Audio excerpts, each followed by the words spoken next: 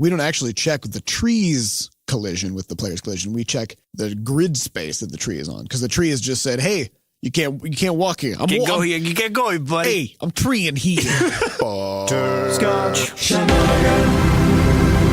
Hey, everybody. Welcome to episode 111 of Coffee with Butterscotch, the game dev comedy podcast, Butterscotch Shenanigans. I'm Seth, and I'm the games programmer. I'm Adam, and I can be anything I want to be. I'm Sam, and I'm just doing my best. And today is September 11, 2017. Before we get started, we have a warning. Anything can happen on this show. There's going to be profanity, and then we're going to talk about adult-oriented topics. Mm-hmm.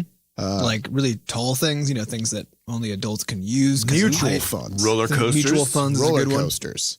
Yeah, because although I think you can be a large child and still, but I guess you could be a large child. Are we in all this podcast not too. all just large An children? adult Or are is we a all large small child. adults? Who knows? I don't know. I don't know. What Brothers, we got let's- for news? Let's talk about the news this week. We announced our next game. It's called Scuffle Buddies. Yep, there it is. We announced it last week.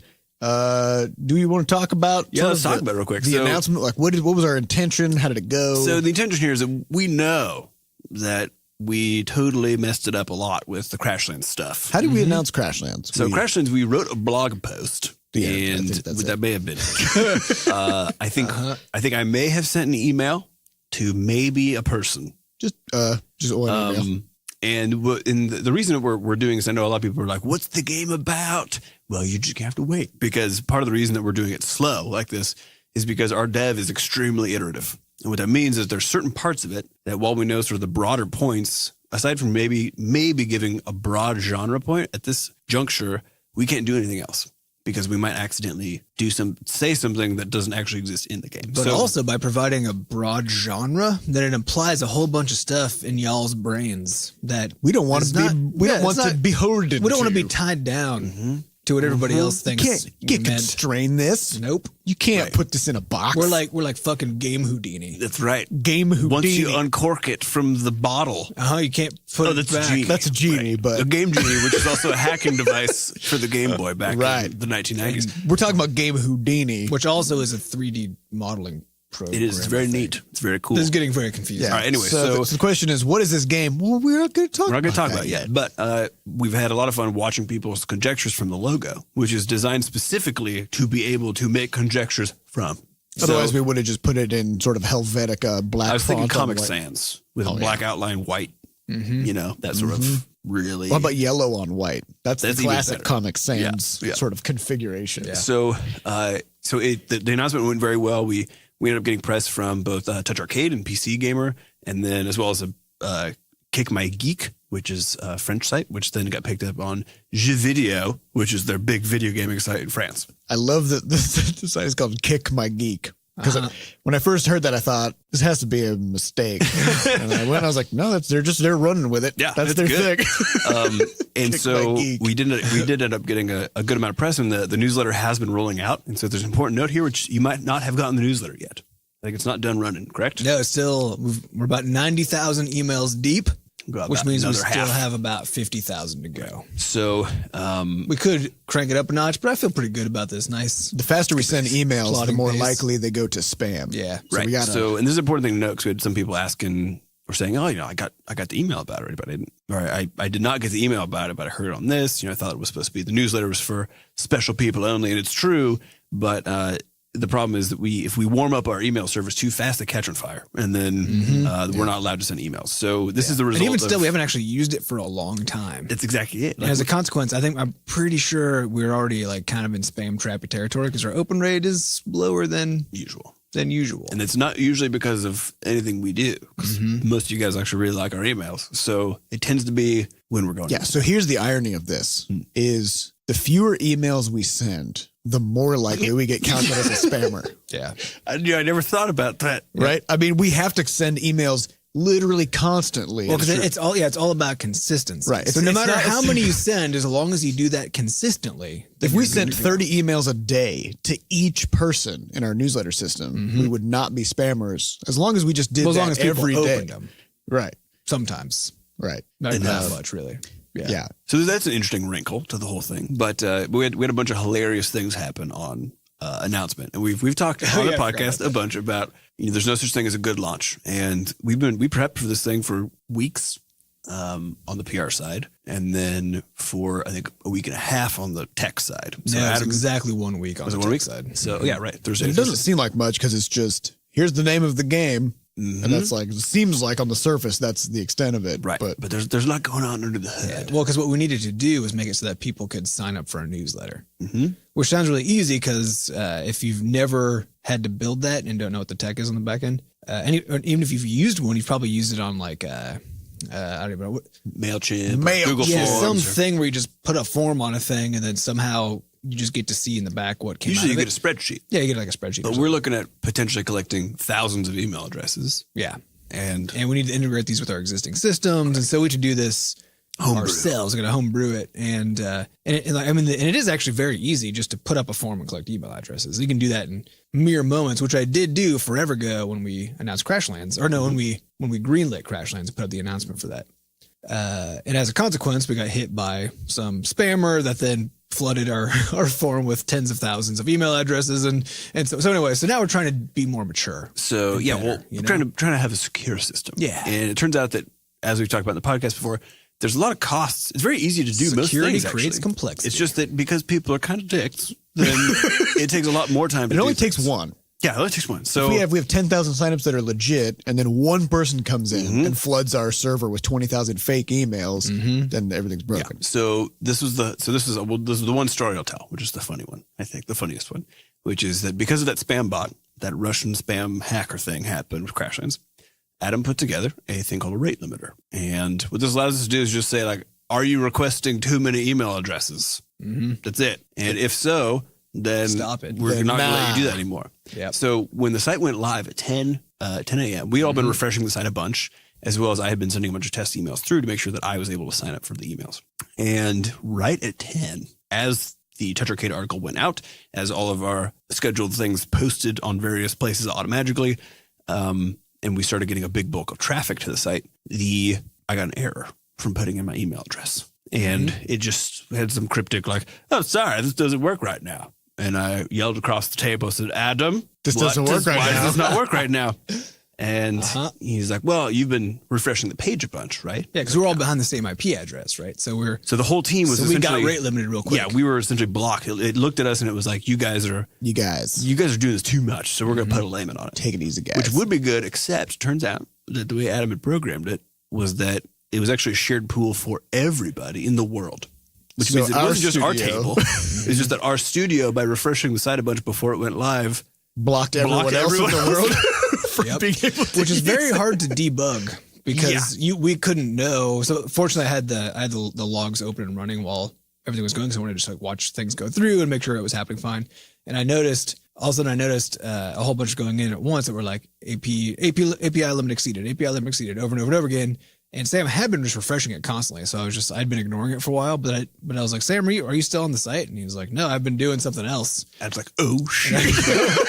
And I was like, this isn't right. And so I dug through it, and the details don't really matter, but my favorite image for this is Adam reaching into the code base and just ripping that out, like just bloody parts and all, just ripping that rate limiter out. Turned it all off, and I figure I'll turn it back on once, Well, this is a practice that we've sort of taken to heart, is to put kill switches on almost all of these kinds of security features and stuff, just in case they go horribly wrong. And one of these things we were talking about actually on Thursday was how necessary it seems like it is to have huge steel switches that we bust out for launches that we just USB plug into our computers. Like a lever. Like a lever that just takes a lot of... Throw a fucking switch. Yeah, so this one's attached to the rate limiter. So if that goes wrong, you just pull that. You just turn it off. Because how satisfying it would be pretty fun for a launch, especially once GameMaker gets its like build pipelines done and all this kind of stuff. And then we could be like, all right, it's time to publish the next build, right? Yeah, throw the switch. Yep. We're going to have to do that. It's going to be a thing. That'd be real cool. Yeah, we can probably Arduino a thing where we get a big steel switch, maybe like one of those ones like you see from the old movies when they turn on the electric chair. Yes, like that's exactly what I want. The big thing on the wall, and they're just like, yeah. Yeah. And we can get one of those little globe, what are those electric ball thingies is, you know? Tesla ball. Little Tesla ball. We can put that on the top so it goes, I'm Yeah.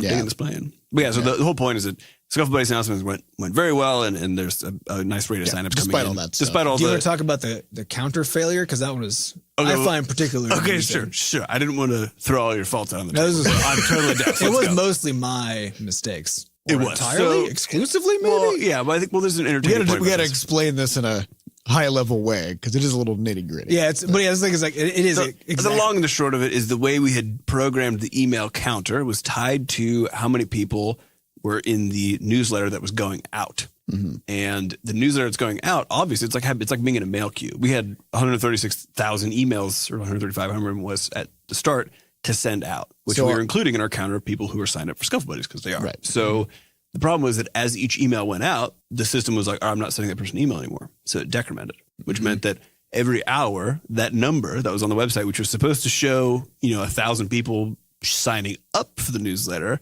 was actually going down by about a rate of 1,000 every single hour. Because of our probabilistic emailing robot. Yeah. So that was funny. But I will say we have had a really, really good number of signups since they came out. I think the song's been downloaded like 1,000 times or something now. I think 2,000 times. Is it 2,000 times? 2,000. Yep. That's really It's cool. It's a good jam. It's a good jam. So if you still haven't checked it out, go to scufflebuddies.com. And if you want just Scuffle Buddies alerts, you can put your email address in there. And you also get the theme music from the song. Yeah, and you'll get that from the newsletter if you're already signed up. But if you don't want to wait and you haven't gotten it yet, just go sign up for it. It's fine. It's an auto email. We'll be checking that email list against the normal Bscotch ID when we send out emails, so you won't get two of stuff in the future. And we've also got a couple other cool things came out this past weekend. What's that? Adam's talk hit the YouTubes, Hit the airway vacuum the tube waves? the internet tubes. Vacuum waves.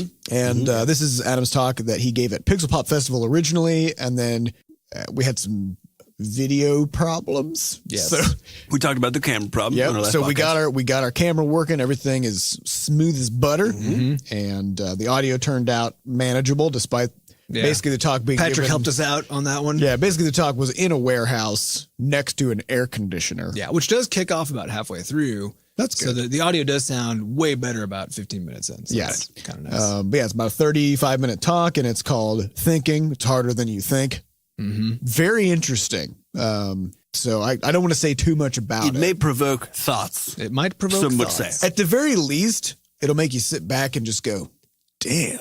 Yeah, so if you want to give it a watch, go to bit.ly/thinking-talk. That's it. Real easy one. Real convenient. It's also, we just put it on our Twitter as well. So you can go over there and look at it. Yep. And also, I got the 5th episode of my game dev tutorial series up, and this one is about how to do parallax scrolling backgrounds. Neato. Which is it's a much shorter one than the others. So if you've been keeping up with that video series and want to learn more about how game do, then go on over there and watch Learn that about video. the game do. Yeah. And then last but not least, before we get to some questions, we've been in the midst of a bit of a review drive trying to get, buff up our street cred, our pod cred. Street cred's been a little dull. People are like, how many stars you got? And it's like Grand Theft Auto. Yeah. So Yeah. if we get 5 stars, it's Then we like get real arrested? good. I think Is we that- get tanks deployed Yep. to come get us. Yeah. We just get our own military. No, we get attacked by. get We get attacked by attacked by Yeah, right. a military. So if you want us to be attacked by the military, go give us 5 Give us stars. 5 stars. bit.ly/CwB Apple, because we're trying to push them all into iTunes Yes. for various reasons. And so one of the things we wanted to do was to periodically snag some of these reviews. You guys did not disappoint. So we got a review. We got a whole bunch. And we can't read them all because Otherwise, that's all we'd be doing. that's what we've been doing. They're some of them are very elaborate and hilarious. And so you should go read them. Read us an excerpt from one of them at least. so- Expert. So this review is by Degeki, who is one of our great podcast questioners.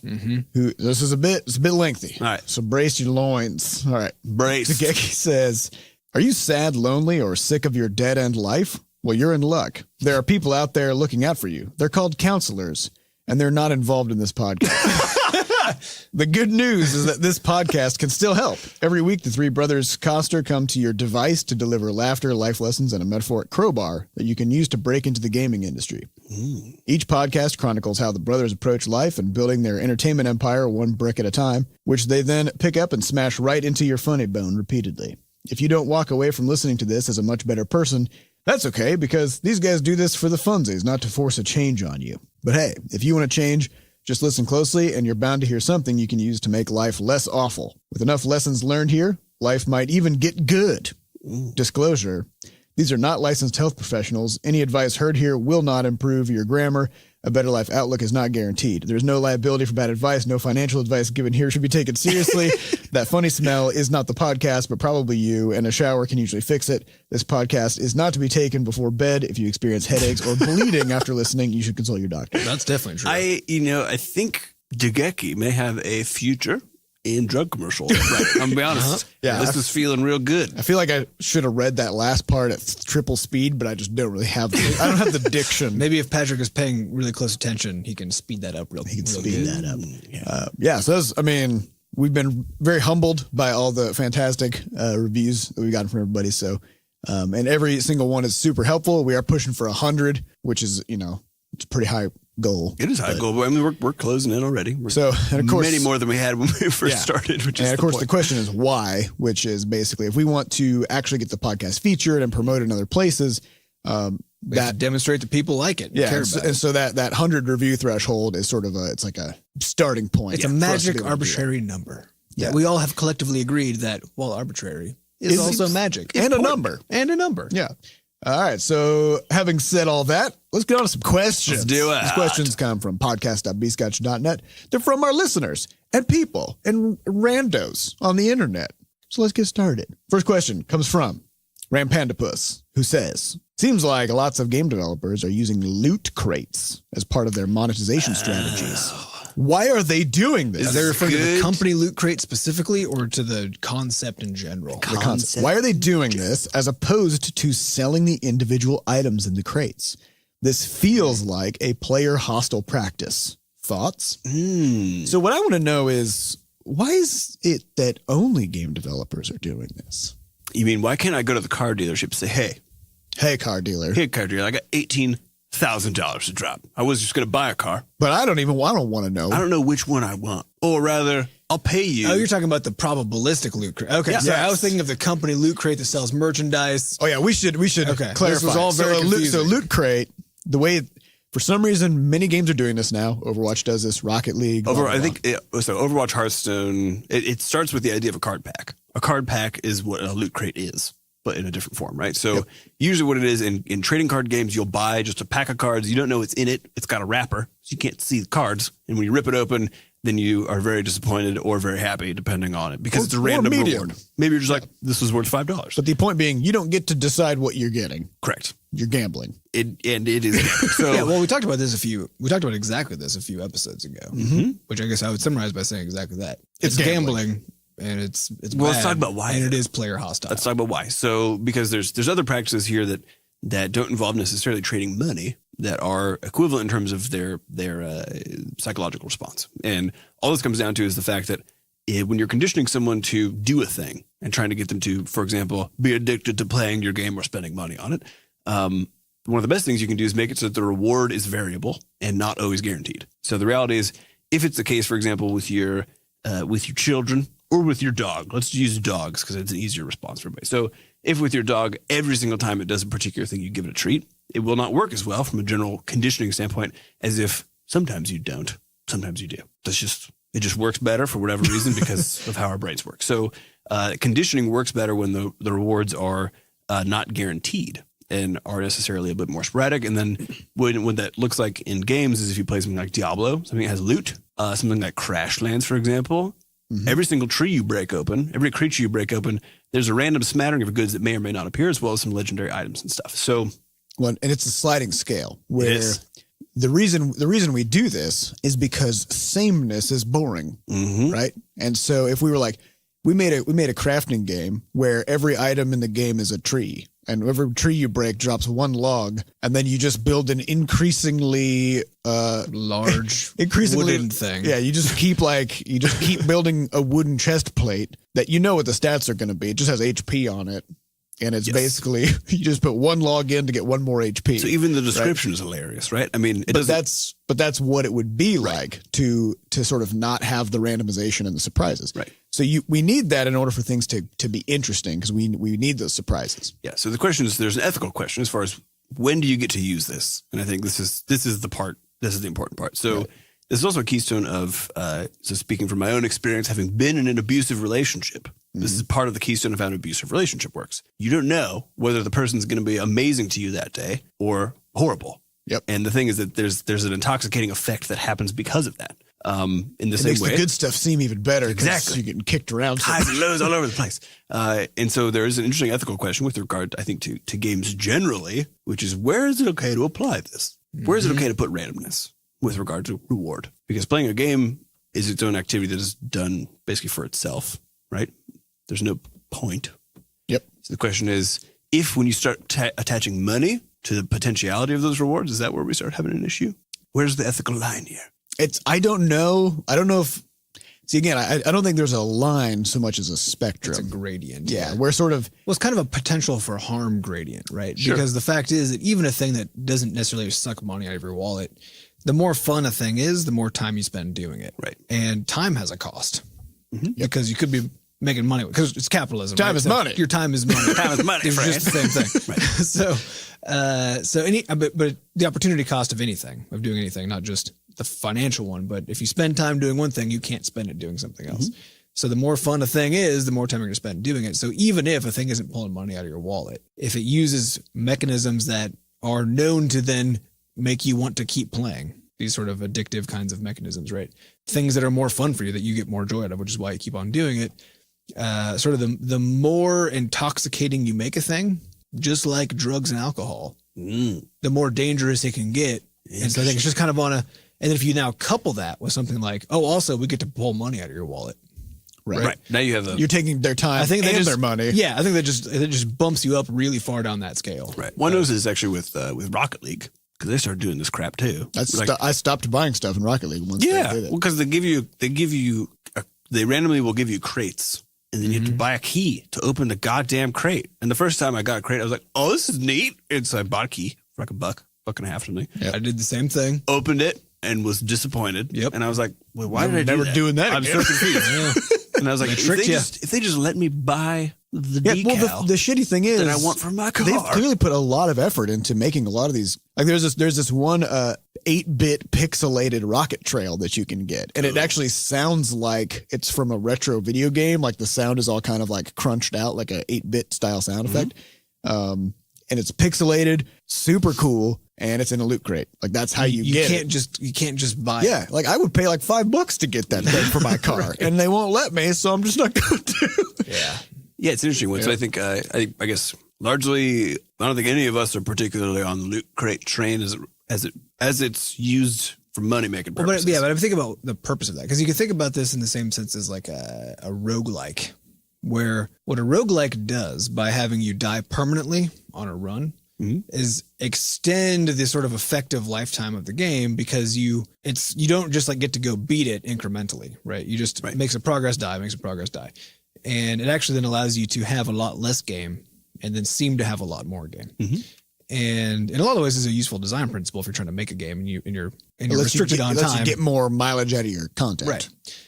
But you take that same principle and apply it to stuff you're trying to sell, right? Because in this case, like if I want that 8-bit thing, so I'm just gonna go gamble on it, right? Every time I don't get it, now I have to gamble again. It might take you $100 to get it. Yeah. So now you can have a whole bunch of stuff. So now your content can be on average actually less valuable, but having the more high valuable stuff in there makes people have to spend a lot more money, as if everything that they're buying is high value. Interesting. Well, so I've been doing this in Diablo 3, which I've been playing since the Necromancer came out. And there's this one item I'm trying to get, which requires these 4 rare drops from very rare things out in the world. And it's a compounding randomness problem. So the final piece, which I cannot get, I've spent probably like 4 hours trying to get this thing. You go to an area, and there's a 50% chance first that the cave that you want will spawn. Okay. Now, if the cave that you want spawns, inside of that cave, there's a 50% chance that the boss creature will spawn. And then there's like a 5% chance that boss creature will drop the thing. Okay. It's not great. But I guess you could probably, if the cave isn't there, you can quit and start and try again. Correct. Okay. So it's the redo time is like 30 seconds, right? But so it's kind of crazy that you just have to. It's just very annoying, especially when you couple with the fact that they have a 10-second timer to make you leave, right? You hit leave game and it just counts down from 10, which if you're trying to do this goofy grinding stuff, is very annoying. Just like sit there. So I've been working on this for, I don't know, probably 3 or 4 hours, like I said, and still haven't gotten it. But the reward is, I know exactly what the reward is. And I do feel like I'm working toward it in the sense that I'm just putting in some time. It's like a fun thing to do. Yeah, one of these times. And it's just sort of like, it's my goofy video gaming activity that I'm currently doing, right? Just like when I played Terraria and decided to build that spaceship UFO thing that just like mines the world. The thing is pretty fucking rad. Because sometimes it's just kind of fun to do. And if any of you play Terraria and haven't seen that thing, you should. It's incredible. It's pretty fucking rad. You should YouTube that. So that's like what, but I've been enjoying that time. I don't feel compelled to go do it. Well, I think it's because it doesn't feel like you're being exploited. That's probably what it is. You know, and in a way you are know still. but you know the rules of this thing. I guess if I had to pay like $1 to enter the cave each time. Yeah. Then you would know you were being exploited. Right. Right. Because then you always have to ask the question, well, why? Because right now you can basically be like, well, this is kind of dumb and frustrating. But really what they did is they just coupled a reward on top of the existing game infrastructure, right? Which feels like it makes sense. It's just to me, it's a fun extra thing right now. Yeah. If I had to pay $1 to get in the cave, right. Nah. Or what if they removed the cave entirely and just put that thing in a loot crate? Well, that's the interesting point though, too. Because Like, it cuts out gameplay. well, I think this is the thing about a lot of these practices, and there's a great article in Kama Sutra about this, about the data implosion or whatever. Basically, the idea is that so much of dev is going into these extractionary mechanisms, loot crates, optimizing, LTV on mobile games, That's lifetime value. DARPU, ARPU, all this other crap. That's daily average revenue per user. There's so much mental bandwidth in a company and money from a company standpoint going into extraction methods versus if Rocket League was like you're drilling for oil. Like Yeah. If Rocket League was like, extracting hey, money. we're going to make a season campaign that you can do, and these rewards are available at these points in that game, and that's it. The AI ramps up over time. It's a single player campaign. They haven't done that yet. Or if they were like, hey, some of our matchmaking systems and the way that people can just leave matches whenever the fuck they want break multiplayer in this game, maybe we should fix that so that more people want to play the game. Right. So I think that's actually the frustrating thing to me, is that because the even the more annoying problem. So yes, loot crates are basically gambling, but the other thing, they just are gambling. They just are gambling.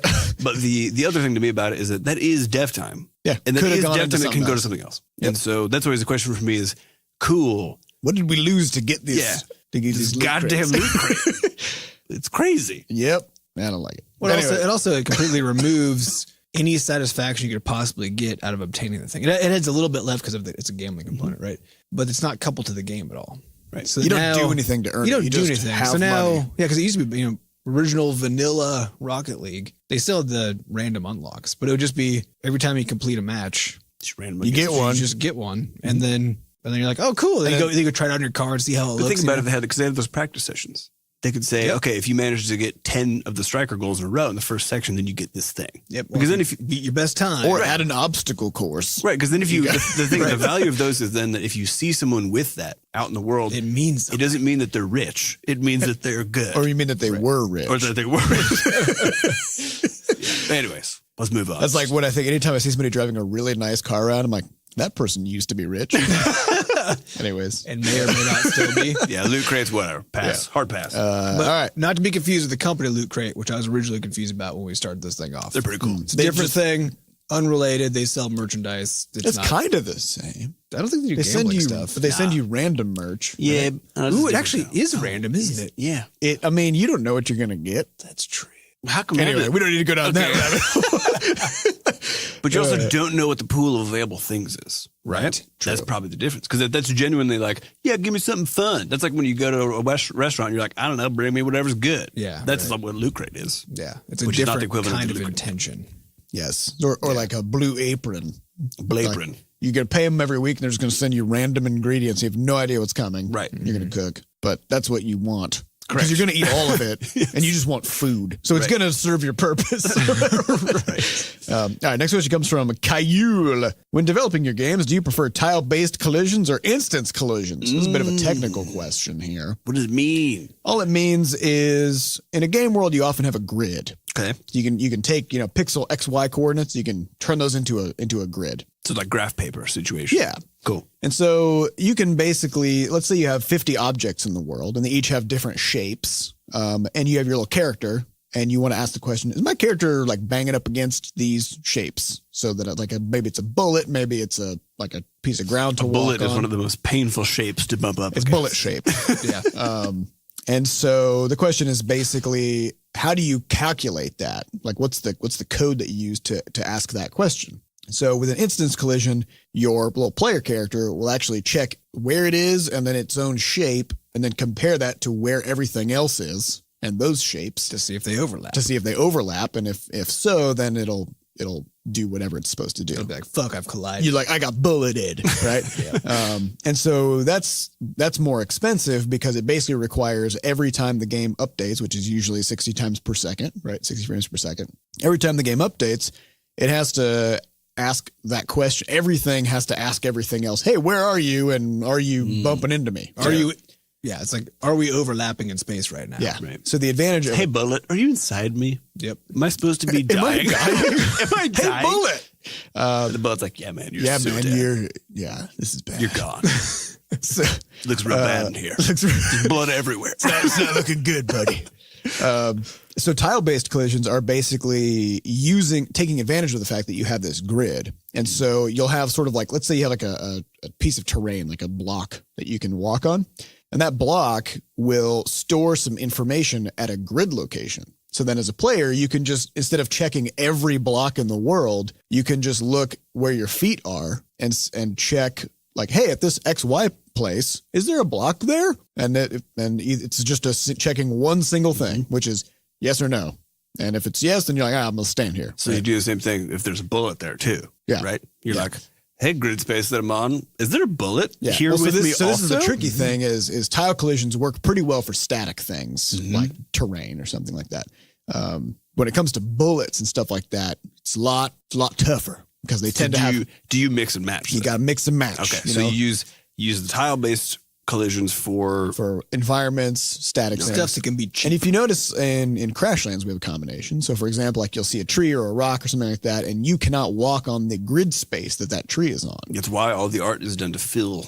Yeah. So the space. whole tree, like we don't actually check the tree's collision with the player's collision. We check the grid space that the tree is on because the tree has just said, hey, you can't walk here. Can't go here. You can't go here, buddy. Hey, I'm treeing here. So you can't go there, right? And this is also why, for example, when in Crashlands, you can do this experiment where you take two walls and you place them corner to corner. So there's like a diagonal on the space, diagonal, yeah. and you can walk right between them because you can just make that little pixel jump in that little area between the grid spaces. It is kind of tricky to pull off though. So you usually can't. Yeah. But sometimes it can. It used to be much easier in the beta. It used to be much. Yeah. easier. People were squeezing into all sorts of places. Yeah. It should be. so we were like, is this a problem? I don't know, whatever. Close enough. Yep. And so it just kind of depends on, if you're making it for weaker devices and stuff like that, those tile collisions are real nice to use. But yeah, there's a little technical aside. Mm-hmm. All right. Next question comes from Woland77.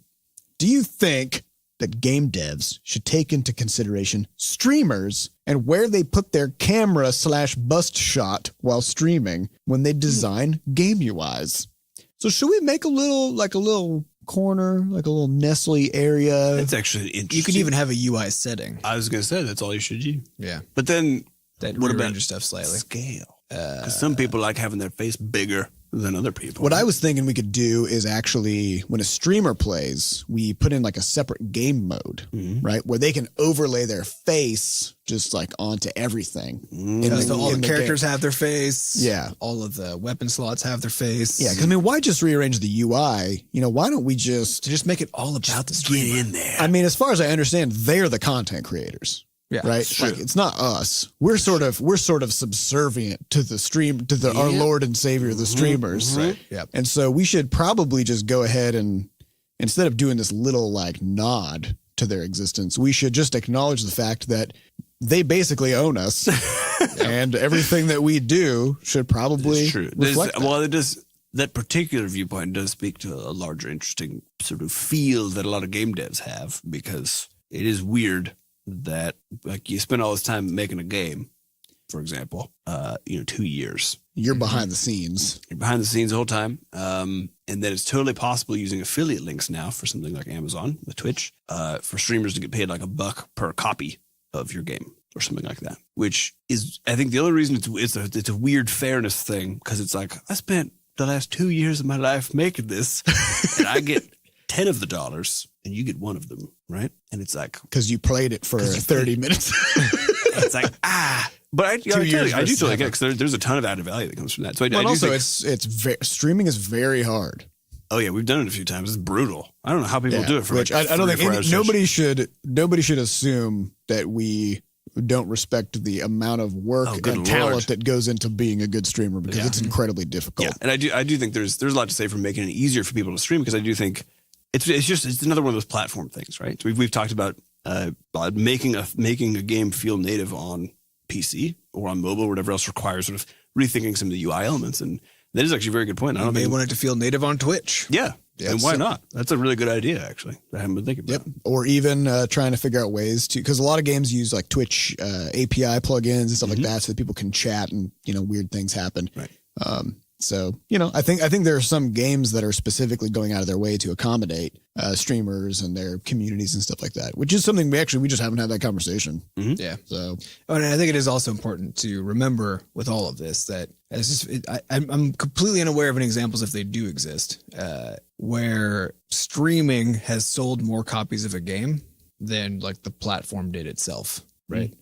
So, which is basically just a long-winded way of saying streamers might actually contribute to a bunch of your sales, but they are not the dominant source of your sales. Right. And so if you're trying to make a decision about how do I design my game, given that streaming might contribute to its success, It's a component of the marketing. Well, for sure. there's an don't interesting- design it as if like that's the thing that will make it successful, because you don't want to guide all of your design decisions based on one of the mechanisms by which people will find access. Well, I would also point out that I believe this to be true, but I understand that this is a bit of a assumption, which is if you look at the top streamers, they tend to play a specific game. And I would argue that those communities are largely also already players of that game. Yeah. And so the streamers who play lots of variety of things, they tend to not be the top ones, right? And so Yeah, like it's they make different it on like YouTube, 1,000 but- or something like that views at a time. Yeah, it's interesting. It is different on YouTube. That's true. Yeah. Because people use that as a game discovery mechanism, I think, more so than live streaming on Twitch and so on. Yeah, good I don't know. point. Good point, Woland. Think about it. Good Yeah. idea. Our next question comes from Kulabula, who says, lots of the books you guys recommend say persistence is a good thing. So, Seth, any chance of a terrain Perlin noise tutorial? I know it would be the Nice best. one. Oh, I know it would be the best and most comprehensible one in the world. Why don't you do that for your next game dev series? For Why anyone who not? hasn't been listening to this for a long time, this question has been asked on many occasions. Rather, because like the thing is, you can't do this verbally in a podcast in no way that would anybody be able to follow, No. nor be of interest. So why don't you do a YouTube tutorial? For yours? Yeah, I could do that. My only worry of doing a tutorial is, so it was hard for me to figure out Perlin noise because so many tutorials get caught up in the details. Like they have all these crazy formulas and all this insane looking math that if you're not a mathematician, you're looking at all these symbols. For some reason, most people use unbelievably terrible variable names. They'd be like, all right, so the height is A. I'm like, what? That doesn't Just fucking call it just height. use an H. You're using a computer. Use the word, use height, so they end up with this just incomprehensible pile of garbage code. And as I was looking through that, I got so caught up in trying to understand those formulas that I ended up just failing repeatedly. And it wasn't until I just started going and trying to find basically the lowest amount of detail tutorials possible so that I could understand the general idea. And then once I did that, I just made up my own implementation, right?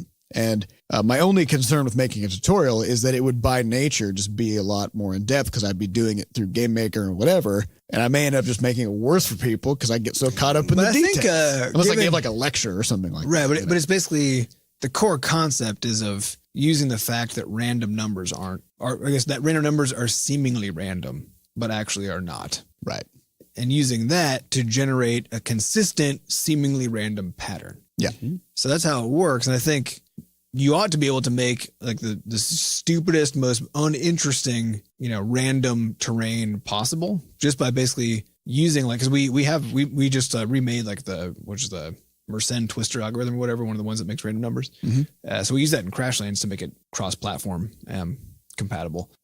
So you could just basically have that just gives you your string of numbers, right? Yeah. And then just move along it. Yeah. Because that is how it works. And then the details are exactly how you implement it for what you need to do. So I think you could put together It might have to. It would probably start with just a few minute listen. Here's the idea. Yeah. And here's how this whole thing works, and then get into the nitty gritty, and then stepping out. Yeah, because actually, I mean, the Perlin noise it's very simple. Once it's actually it's not that but complicated. the idea is basically you've got static, right? So if every pixel is random, like random between white and black, right? That's static, right?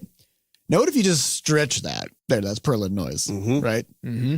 Makes you perfect sense. Just stretch it out. You stretch it out so that like instead of every pixel, it's like every 10th pixel is randomly white or black. And then you just fill in the blanks in between so that like it smoothly goes from one to the next. Well, I think given that this is one of the most requested game dev Yeah. tutorials, it might just be next on your list. I would try to come up with some sort of a drill down method, right? Start like really high level, maybe implement something really stupid that just kind of shows. Well, now we got core this video ideas. camera. I could probably do it on the whiteboard first. Actually, that's true. And then move into Game Maker. That's true. So it'd be like a 2-part video. Done. All right, cool. All You right. get your dang wish. Because I know what I'm doing this entire weekend.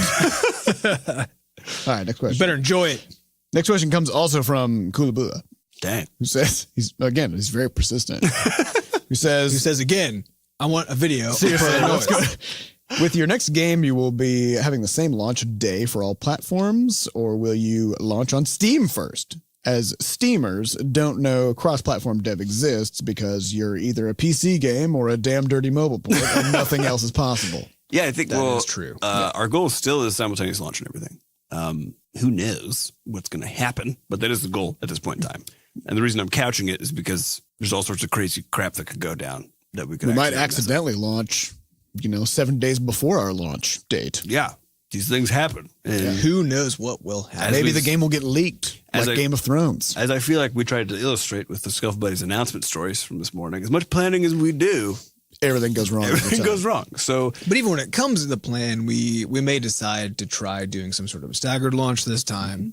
Who knows? I think at this point it is fair to say that we highly, highly doubt it'll be any of those long staggered launches like a lot of things do. At least when it comes to our core platforms that we're already on. The other ones, because those usually take a much larger investment, might still have that long stagger if we do them. But if anything, it would actually just be because our dev team is still small. And that means that if it's the case, for example, say the game is actually as successful as we want it to be on each platform, we will crush ourselves under the weight of that. So that's just something that we're going to have to make the call on as we get close and say, how well has our marketing been going? What's the fervor look like for this game actually coming out? Because there are still only a few of us butterscotches in the world, and we like living. Well, no, and there's also an aspect of this game that may or may not happen, which is multiplayer. And if it does happen, then That opens up a can of wigglies. that opens up a lot of wiggles, and we may need to do some various kinds of like soft launching strategies and other kinds of stuff to test out infrastructure, make sure things are working, all that kind of stuff. So there are various kinds of even just technical scenarios outside of marketing scenarios where we might want to do some sort of a staggered launch. Because at least so far it's been the case that our audiences on each platform are about the same size. So it's just a bunch of people. Right. And so we can basically deploy it all at once or deploy it, 1 over n each time and be able to. We just don't want an Error 37 situation with Diablo, Yeah. We want to we don't want avoid that. Yep. Well, I have that. one strategy that we could take All right, hit me. is actually just keep developing the game sort of in perpetuity. Never launch it. Wait until the industry consolidates enough that it's all just one platform, right? So instead of launching it on iOS and Android and Steam and GOG and Whatever. Xbox and all these things, we'll just launch it on the one overlord platform, the steamy X. I think it's just going to be the Facebook blimp. Is probably where The face blimp. The face blimp. Yeah. We'll just every game is on Face Blimp, and that's just that's just the way it is now. Yeah. That's the world of 2039. Yep. So that's that's a sort of a backup plan. Yeah. All right, next question comes from Brug, who says, what are your greatest inspirations? Air, mostly. I knew that was nitrogen. That's the greatest. That is the one. greater it's about part of it. 70% or something. But I think like that. oxygen is the greatest among I was them. going to say, does it count as breathing it since you just breathe it back out? You know, like I you don't mean- use it, It went in there though. It went in there. but then it came back out. Yeah, But that's true of everything. But like, but you if it's drive- oxygen, it went in for a while before it came back out, and then it came back out as pee, which is kind of it's kind of gross. You know, it's kind of weird. It goes out as carbon dioxide. Greatest- It gets moleculed. yeah, Greatest inspiration. it gets molecular. I think a big part of it, and part of the reason for doing, there's another part of the reason actually for doing the announcement, is I think people, until you've been making a project and get to show it to an audience who has a reaction, I think you don't understand the amount of fire that it also gives you as a creator to go work on it some more. It's just so exciting to announce a project at any stage, as well as like releasing information about whatever else, when the fan response is something. At least hopefully not something negative, but something.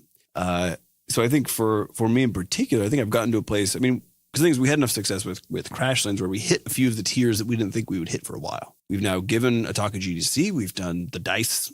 We got nominated for a DICE award. And we have a joke, which is the windowsill in our one window in our basement office is covered with all of our second place trophies right now. It's our second place windowsill. Yeah. So we've never won any award for anything, but we have gotten second place quite a bit.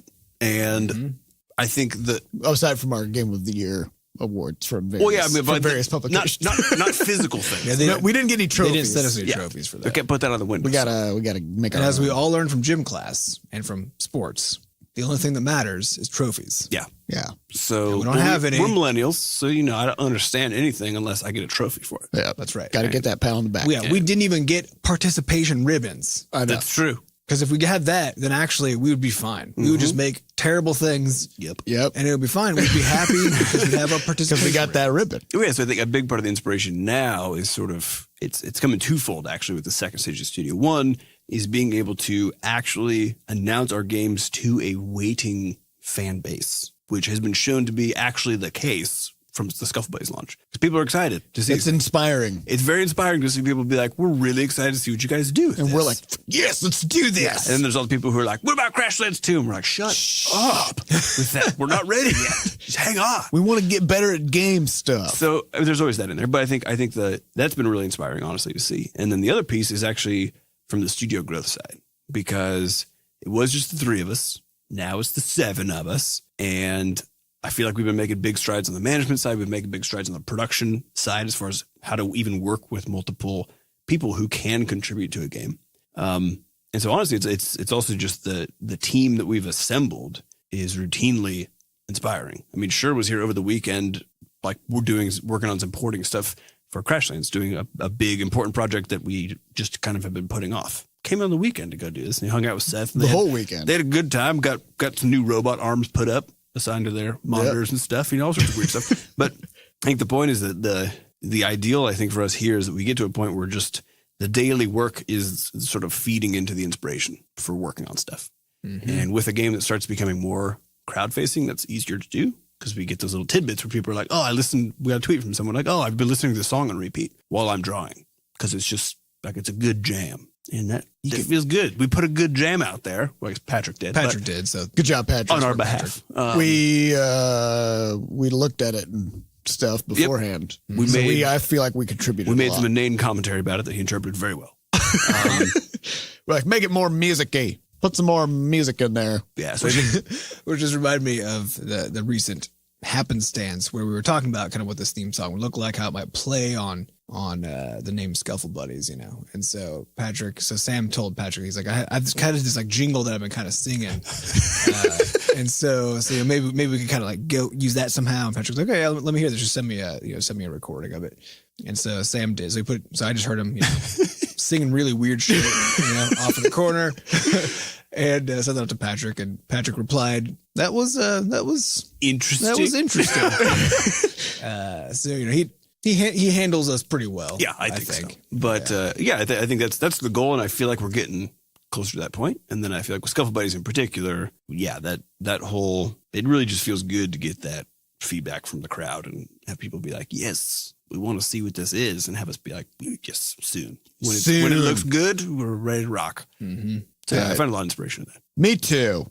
Next question comes from Anonymous. This is mostly for Sam. Been learning Inkscape, and I'm having trouble coming up with my own unique art style. Like Sam, I'm beginning with little experience in art. Just curious, how did you go from being inspired by Edmund Macmillan's style to your own unique style? How get good? Oh, it's just a volume game. Literally just a volume game. Yeah, just at some point. Don't try to develop a style. Just try to make stuff. Yeah. Well, so actually the first thing I did was I made stick figure comics. That's true. Yeah. And they existed. They might still even. They got the idea across of whatever they were trying to do, very much in pictographic caveman style. What was that website? I'm not gonna say I know what it was. I'm not gonna Does say it still exist? It does still exist. I know, but I will. I feel like I've done enough harm with talking You about leave my past alone. talking about Sam's book, which is Are you talking about the poetry book? No. The one available on Amazon.com called Metaphorgasm. yeah, by that Sam one. Coster. So it we've talked about that book enough, so we don't need to go into. Don't bring up my comic stint. Okay, so We were all young ones. I started making those stick figures, and that was very much rudimentary stuff. And then it was doing game jams with Seth. And the requirement there was you have to produce a volume of art in 48 hours, which let me move the style forward. But everything was still, and then keep in mind, like if you look back at Talfight, everything was very much not good for a very long period of time. And it wasn't until midway through Quadrupus, which was probably, putting in 50, 60-hour weeks for 6 months straight, that the art started occasionally making a thing that I was like, that actually looks pretty nice. Nailed it. The Urchin, we've talked about this before, the Urchin in Quadrupus was the first thing that I made where it just looked really good.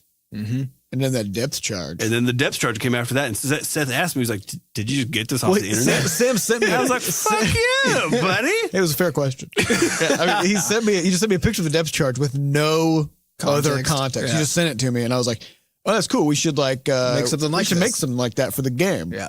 I'm like, I already did make it for the game. Oh shit! And you're like, where is it? This is it. Oh, Yeah. So I think it's really just a volume game, and then just learning how to step back, or I guess picking small enough projects that, because your style is going to develop really rapidly at the beginning in particular, small enough projects that you can break from the shitty stuff that you're making early on.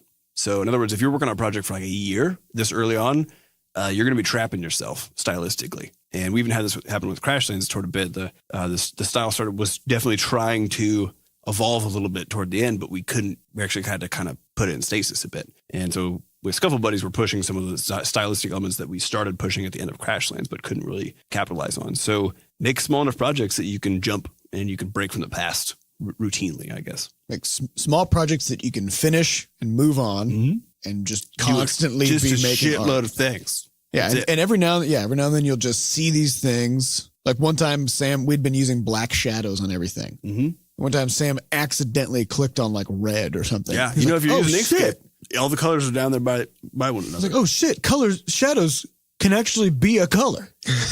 Mind And blowing. that changes everything, right? It's incredible. So and the thing is, like, if he hadn't been sitting there doing art all day, he wouldn't have accidentally clicked that thing, right? So it's basically just, you'll find these accidents, you'll discover things. And so just, you got to keep your eyeballs open and your hands busy. All right, the question comes from Farseer. When you're basing a game on a concept rather than a feel, Flop Rocket versus Crashlands, how do you know that it's the game you should build, especially when your brain pumps out new concepts daily? Any easy ways to quickly sift the crap? So There is no the game. you should this build. this is something that I think a lot of creative people struggle with because they get so fixated on ideas. And we have a saying in-house, which is that there's no such thing as a good game idea. There's only a good execution of a game idea. And if you want any proof, just look at literally any game jam, because there's a theme which generally will, it'll often suggest a sort of a play style or a feel or something like that. And the range of games in terms of quality and scope and fun and everything that comes out of a game jam when you've got like 50 games coming out, it's from like 0 to perfectly polished and commercially viable, right? And so it's easy to think, like if your game just isn't turning out well, it's easy to sit there and think, well, it's because the idea isn't that good, right? That's a cop out. It's really because you haven't executed it, right? And so you have to keep slogging through. You have to put its head in that little block thing, and you have to drop that giant blade. That's right. Wait, that's murder. We're talking about execution. Oh, right. Yeah. Oh, right. It's justified murder. My bad. Yeah. You got to execute it. Yeah. So we actually have this design process that we call the diagonal slice, coming back to murder, right? Yes. Mm-hmm. It's the diagonal slice where basically we have a general sort of vague idea of all the things that we want to be in the game.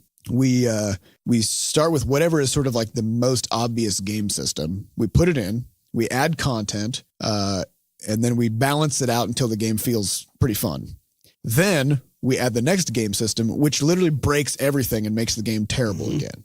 Then we add more content and then polish it up and balance stuff until it becomes fun again. And then we just keep re-breaking the game over and over and over again. And so if you were to just sort of like arbitrarily pick a date throughout the development of Crashlands, I would say at least half of the time you would be playing a terrible, shitty garbage game, right? But then you just got to keep grinding away at it and keep pulling the levers and twiddling with all the variables and stuff and just brainstorming constantly of ways to improve what you have. And then, it comes out.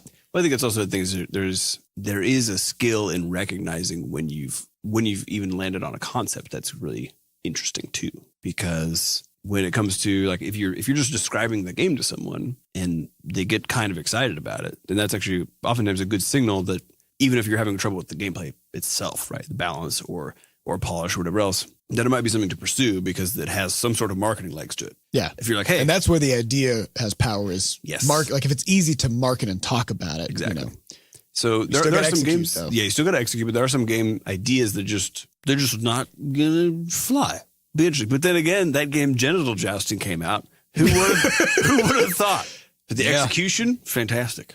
Yeah. Shockingly. Fantastic in a very particular kind of Honestly, way. even games like Nidhogg. Like, all right, so there's two people, you sword fight each other, and you're just trying to get to one end of the map and get eaten by a worm, right? Weird. Could be utter horrible. garbage, right. But they just nailed every piece of it, right?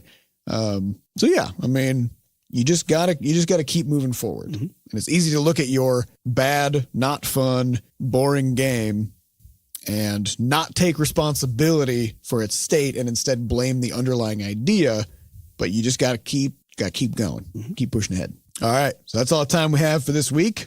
We'd like to thank our studio wrangler, Monique, for putting this episode together, our producer, Fat Bard, for making us sound good, and the B-Scotch dev team, Andy, Tifa, and Sher, for continuing to build stuff while we're in here doing the podcast. Special thanks to our community moderators who keep our Discord and forums running. And of course, we'd like to thank you, our listeners, for coming back every week to listen to this podcast. If you'd like to get more involved in the Butterscotch community, you can hop into our Discord server at bit.ly/bsdiscord. Come say hi. It's been really hopping the past week. Since the Scuffle Buddies announcement, we've had consistently like 200 people in there, just yammering like a flock of seagulls. Well, like 10 of them yammer. The rest are lurking. They're sort of yammer lurking. Yeah, but you do you. You gotta. We all started as lurkers, and then some of us yammer. Yep. Some of us evolved into ultralisks. Also, we have a mailbox. So if you'd like to send us candy, maybe a letter with a little bit of cologne or some perfume or something squirted on there to make it nice, make it more personal, a little more sentimental. You can do that. We have a mailbox. It's at mailbox.bscotch.net. So go there and then send us crap. We also have a e-box now. E-box. Also known as an email address. We talked about this in the last episode because we were like, hey, tell us about something. And then we realized that you had no mechanism to do that. So we've temporarily and experimentally set up an email inbox because we don't know what you maniacs are going to send there. What is it? It's podcast@bscotch.net. So, So the website is podcast.bscotch.net. Because that's a website. The email is podcast@bscotch.net. Yeah, super easy. Don't get your wires crossed. Nope, because then nothing the bad will happen. So you got to be real careful. Right. But yeah, so you can send an email that way. Will be nothing. Nope. We will definitely read them, especially right now because we probably won't have all that many. And we won't definitely respond, but we will definitely read them. We'd love to hear what you think. That's right. Also, as I mentioned earlier in the podcast, we are in the midst of a review push. So we do depend on those reviews to be able to promote the podcast. So if you are listening on Apple Podcasts, you can help us out by going to bit.ly/CwB Apple. Leave us 5 stars. And we would appreciate that tremendously. And who knows, if your review is amazing enough, it may end up being on the podcast. So thank you all for listening, and we'll see you next week. Bye. Bye.